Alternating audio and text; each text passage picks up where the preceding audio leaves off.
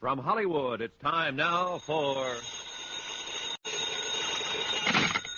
Johnny Dollar. This is Cal Mervyn, State Police. Well, Lieutenant, they found you in a hurry. Sure, I was home in bed, where any decent person would be this hour of the night, or morning, or whatever it is. You'll get no sympathy from me. I haven't even been to bed. What are you doing, Dollar? Living in a tree up there and using that Forest Service phone for your own private exchange? More or less. I've got another body for you, Lieutenant. That's a happy good morning.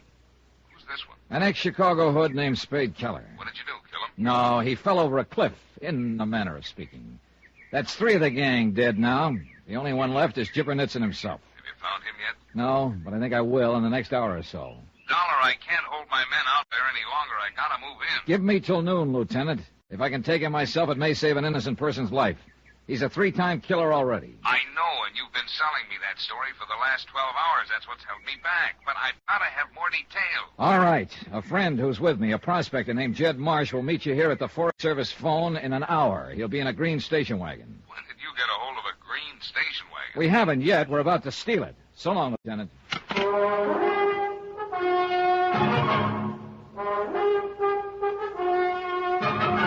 Tonight, and every weekday night, Bob Bailey in the transcribed adventures of the man with the action-packed expense account, America's fabulous freelance insurance investigator. Yours truly, Johnny Dollar.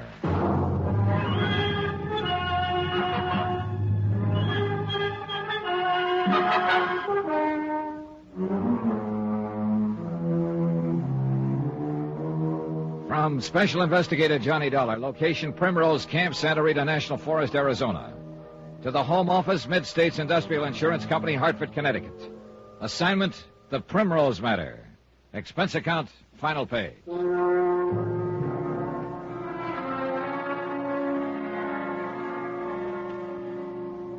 The Jipper Nitzen gang had held up an armored truck in Kansas City, killed 2 guards, and fled with a $100,000 payroll covered by insurance. I'd finally tracked them down in the Santa Rita Mountains of southern Arizona. 3 of the gang were dead now, and only the Jipper himself was still unaccounted for. But he was close around, that I was sure of, somewhere near the Primrose tourist camp where I was staying. A lonely layout on a dead-end mountain road run by old Pop Bardell and his wife, and their daughter Jenny, whom I still hadn't seen. It was nearly dawn when Jed Marsh and I got back to the camp. There was no sign of life. We'd taken the keys to Pop's station wagon from the dead gangster's pocket. Jed got into the station wagon and waited until I was over at the cabin, then started the motor. I was counting on the sound of the motor to bring somebody out into the open, and the plan worked, partly. But it wasn't the Jipper who showed, it was Pop Bardell. Hey, what are you doing? Where are you going? He came running out of the living quarters behind the souvenir shop, tugging at his suspenders. Come back here. He didn't notice me until I walked up behind him. What the devil? What are you doing up? I'm an early riser. Anything wrong, Mr. Bardell? Wrong? Why, no. What do you think be wrong? I don't know. But I thought you seemed a little upset about something. Oh, it's just... Did you happen to notice who was driving my station wagon, Mr. Dollar? I can't say I particularly noticed. I imagine it was your nephew, wasn't it? Well, no, I didn't get out in time to see.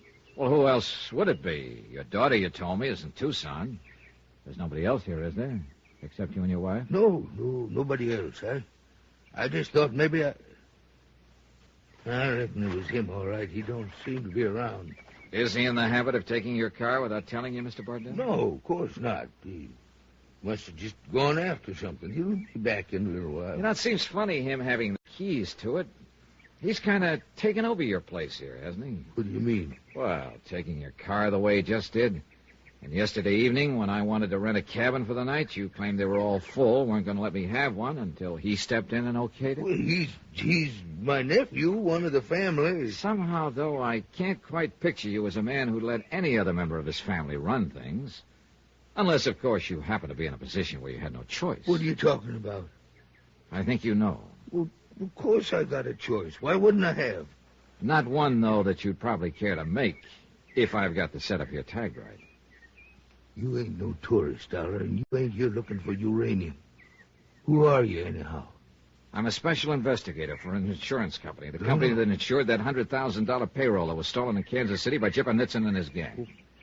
What's that got to do with anything here at Primrose? Quite a bit, Mr. Bardell, because this is where the gang holed up. The two of them who were left after they shot their way through that roadblock down on the Nogales Highway. You're crazy. I'd know it if there was any strangers around here. You did know it. One of the two was the man you claim was your nephew. Now, wait a minute. Actually, he was a gangster by the name of Spade Keller. He's dead, by the way. He's dead? Yeah, that's right. It wasn't he that took your station wagon. It was a friend of yours, Jed Marsh. Jed? Why? What's he aiming to do? Meet the police on the road down below, tell them what the setup is here, and stall them off if he can. Long enough for me to have a try at taking Nitzen without giving him a chance to hurt your daughter. What do you mean by that? Last night, your wife told me Jenny was in a Romille. You said she was in Tucson. One thing's sure, she wasn't around here anywhere. Neither was Jipper. I think he's been holding her as a hostage to keep you and your wife in line. That's why you had to let Spade Keller pass himself off as your nephew. No, that ain't true. You're out of your mind. Am I? Jenny's in Tucson, like I told you. Your wife said she was here. Oh, she was upset. Sure she was, because of the danger to her daughter, the same reason that's got you upset. No, it ain't true. She'll have a lot better chance if you cooperate with me. Please get out of here, Dollar. Leave us alone. It wouldn't change things if I did. The police are going to move in at noon with 50 men and start a search. Chipper's a 3-time killer already. One more won't matter to him. I can't help you. Please don't ask me to. He'll use her as a hostage, a shield, and try to shoot his way out. She won't have a chance. No. Your best hope is to tell me where he is. Help me get to him without arousing a suspicion. I can't do it. I can't take the chance. Yes, you can. Myra. Morning, Mrs. Bardell. He's a special investigator, Myra. He knows the whole thing. He says... Yes, I've been listening.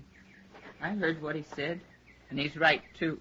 Myra, that fella Nitzen said if we was I know what he said. If we breathed one word of him being here to anybody, he'd kill Jenny first and then us. And I heard what Mr. Dollar just said, too. And he's right. We've got to take the chance. For Jenny's sake. It's all we can do now. I don't know. I just don't know. With the police coming in like they are, it's out of our hands now. She's right, Mr. Bardell. You can't do anything about the inevitable. It's a matter now of doing what's best and safest for your daughter. What else you suppose I've been thinking of for 2 days? It's still the only thing to think of. If I didn't agree with you, I wouldn't be here. I'd turn my information over to the police and let them go ahead and search the area. They'd get Nitzen all right, but not before he killed her. Oh, no. But I think I can prevent that. The Chipper doesn't know me. As far as he's concerned, I'm just another eastern tourist wandering around the mountains here. And because of that, I think I can get a lot closer to him than the police can without putting him on guard. Provided you'll help. He's right. We got to do what he says. He's holed up in an old tunnel about a quarter-mile back up the canyon there. They took some silver out in the old days. Not many folks even know about it. And your daughter's there with him? Yes, sir. Ma and me's been taking food to him twice a day, making sure she's all right. And she has been. I guess he knowed that's the only hold he had over us. You haven't been there yet this morning, have you? No, he don't expect us for around 10. Well, maybe by that time, if things go all right, he'll have more to worry about than whether he gets his breakfast or not. What are you aiming to do, Mr. Dollar? Make an early morning prospecting trip up that canyon. I'll take a pick, a Geiger counter, anything to help look the part. Now, here. I'll leave my gun with you, Mr. Bardell, and my wallet. You're going up there without no gun? Sunday prospectors from the east don't carry them. Wish me luck. I left a little while later with a complete kit and dressed to fit the part, even including a couple of sandwiches and a canteen of water to show I was planning to spend a full day in the hills. At the end of an hour, I was working my way down the canyon, chipping rock samples here and there, testing with a Geiger counter, apparently without a care in the world. The brush-covered entrance to the tunnel was only a few yards ahead of me, but I made a point of deliberately ignoring it. Finally, the mouth of the tunnel was only a few feet away. I pushed aside the brush as though to get at the canyon wall, then pretended to see the tunnel for the first time. I pushed aside some more brush, and I stepped inside. After a moment's hesitation, I fished out my flashlight and started walking back in from the entrance. I hadn't gone far before I got results. I went out like a light. You didn't have to hit him. He's just some prospector who stumbled in here accidentally. Relax, kid. He's just knocked out. You didn't have to hit him like that. I can't afford to take chances. I'm going out the entrance to make sure he was alone. If he comes to you, call me. The blow had been sharp, but without much force. I was out only for a matter of seconds, but I went on playing possum. I waited now until he was out of earshot. Jenny. You're conscious. you know my name? Take it easy. I don't want him to hear us. But who are you? What are you... Never mind. There's no time. Just don't worry. I'm here to get you out of this. But how? He's a killer, a gangster. I know who he is. Look, has he got that money here with him? That he stole in Kansas City? Yeah. Yeah, I sent some canvas sacks back inside the tunnel, Father. What difference does that make? Plenty. That's what I was hired to recover. Hired to... I don't understand. Oh, well, I'll tell you later. Now, if you'll keep your head and give me a little help, we've got a good chance of getting him. Wait. He's coming back. All right, listen. Maneuver him 4 or 5 yards away from me with his back turned and keep him that way for just 5 seconds. I'll do the rest. Got it? Yeah, but I don't know if I Never can. mind the if. Just do it. All right. Don't let him know I'm conscious.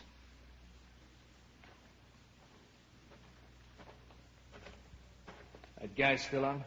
Yeah, I think maybe he's dying. Then let him. Come on.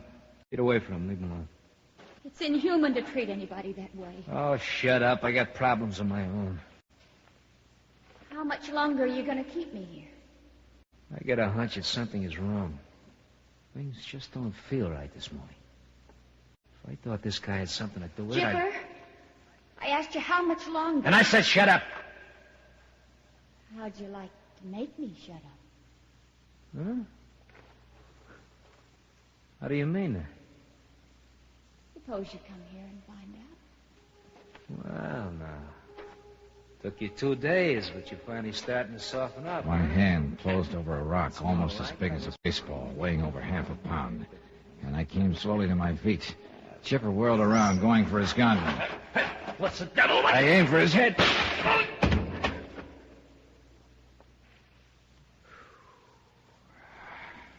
All right, Johnny. You can pick up his gun. Look how he's bleeding. You've killed him. No, I haven't killed him. But I imagine the state will.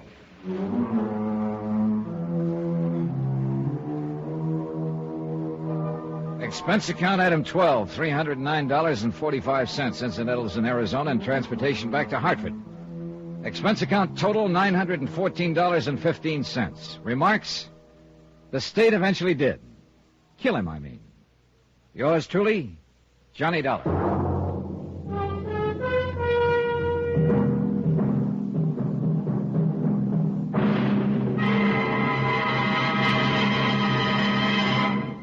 Now, here's our star to tell you about next week's story. Ever chase a phantom? Well, believe me, I have. And I will next week in the Phantom Chase matter. Join us, won't you? Yours truly, Johnny Dollar.